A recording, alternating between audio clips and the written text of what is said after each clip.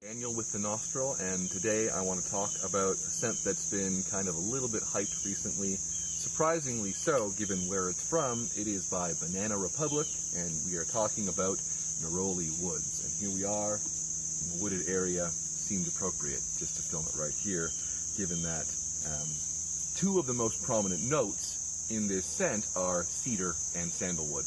Now, I think there are a few cedar trees around here. There's no sandalwood, unfortunately, but the woods are really complemented here by, as the name implies, neroli. Neroli is by far the top note.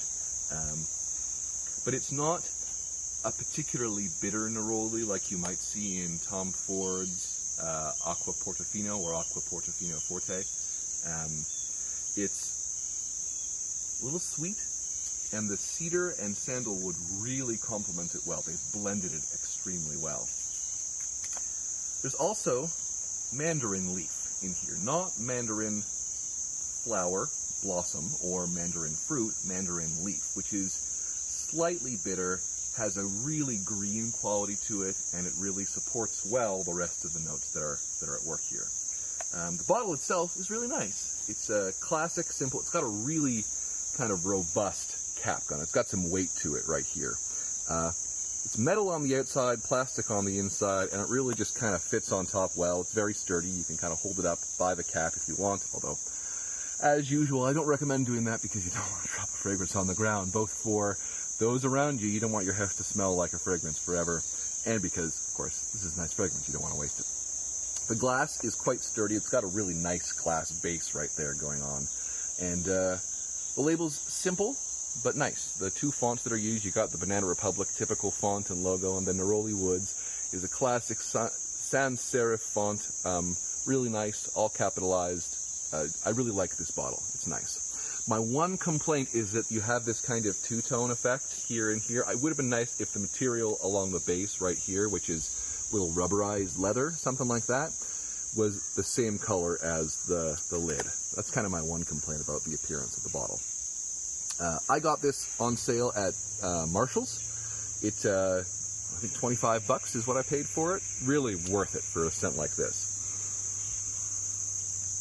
The sprayer on this is good but not great. I'm going to show you right now. It's pretty light compared to some of the other scents that I've reviewed recently. Hermes Le Jardin de Micheli, for example, has this beastly sprayer. One spritz kind of makes you, there's a cloud that comes out of it. And this one's a bit more reserved in the way that it sprays. So maybe you're going to need to spray a few more times with this one, especially because the projection and sillage on this one are pretty minimal. It's not tragic by any means, the sillage and projection, but it is a little less than kind of I think I'd like for a scent like this. So I guess the vibe that this gives off is a little bit beachy, certainly made for the summer, for warm, humid days. It's got a little bit of a sunscreen vibe, that neroli mixing with the cedar, mixing with the mandarin leaf, mixing with the sandalwood, and then what they call solar notes, which, to be perfectly honest, I'm never quite clear on what they mean by that. It does smell sunny. It smells like summer. It smells like I want to be out in the sun. I suppose we're in the forest, but you can see the beautiful sun over there. It kind of makes me want to go over there and check it out. But so in terms of the way that this scent develops, let's spray it, and I'll tell you a little bit about the conceptual drama of what's going on. It's a well-formulated fragrance. There's no alcohol smell right off the bat. It's incredibly fresh. That neroli comes through right away. And then the two woods, the cedar and the sandalwood, almost immediately appear to support the neroli. They sweeten it. They smooth it out a little bit. It's not a bitter or sharp smell at all. And then that mandarin leaf comes in and adds a greenness to the smell that isn't really present in colognes or in scents that smell kind of similar to this, like I think the prime example. And perhaps what this is really trying to dupe is Tom Ford Neroli Portofino.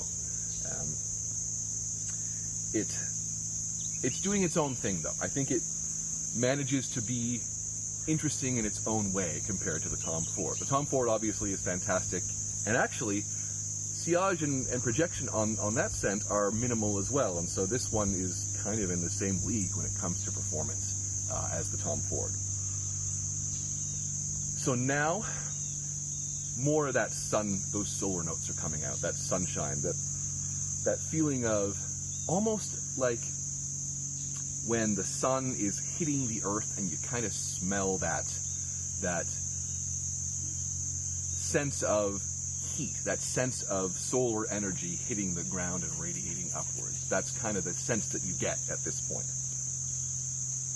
In terms of longevity, this is good but not great. I think you're going to get maybe 3 hours of notable smell.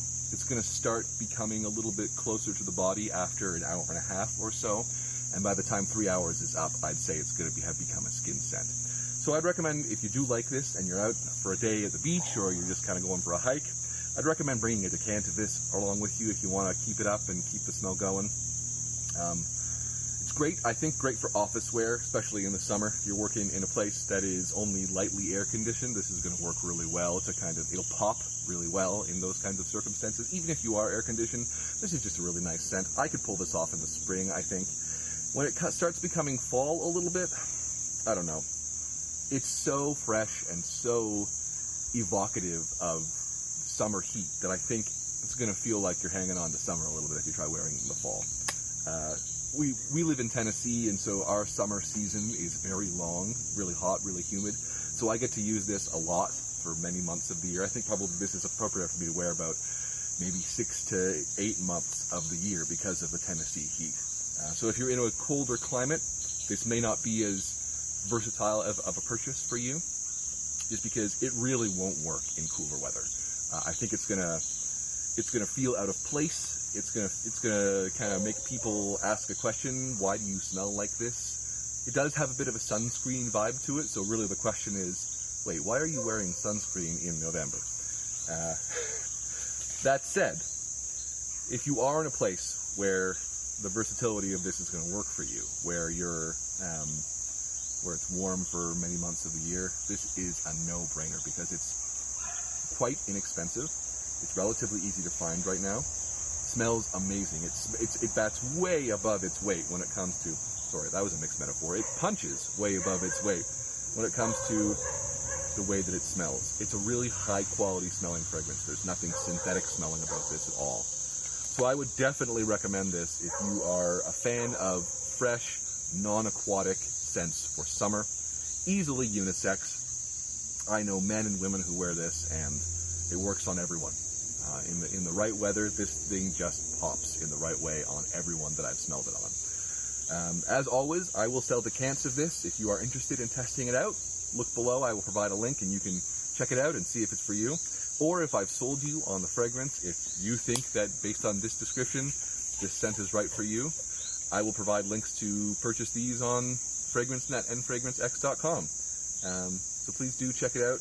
You won't regret smelling this. If you're looking to get that Tom Ford Neroli Portofino vibe without dumping $300 on a bottle, this is for you.